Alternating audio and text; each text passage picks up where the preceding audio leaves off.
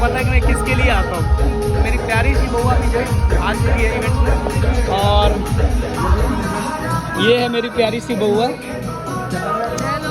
Hello. मेरे blog में तीसरी बार आ रही है ये। अब हम रोज आएंगे। हाँ, तो देखो मेरे बउआ का लुक देखो, मेरे बउआ का लुक देखो कैसा है, और बहुत प्यारा सा खूबसूरत सा ड्रेस है मेरे बउआ का। और आज धमाल मचाएगी खेसारी लाल यादव जी के गाने पे कि नहीं? एकदम मेरा केमिस्ट्री थोड़ा अच्छा होता है डांस का। यस, तो आप लोग कंटिन्यू ब्लॉग में बने रहो और ढेर सारा प्यार दो। हम दोनों भाई बहन को ढेर सारा प्यार दो, ब्लॉग में खूब करता कमेंट करो, और आप लोग कंटिन्यू बन रहे हो। आप लोग खेसारी लाल यादव के साथ परफॉर्मेंस वाले वीडियो देखने को मिलेंगे आप लोगों को।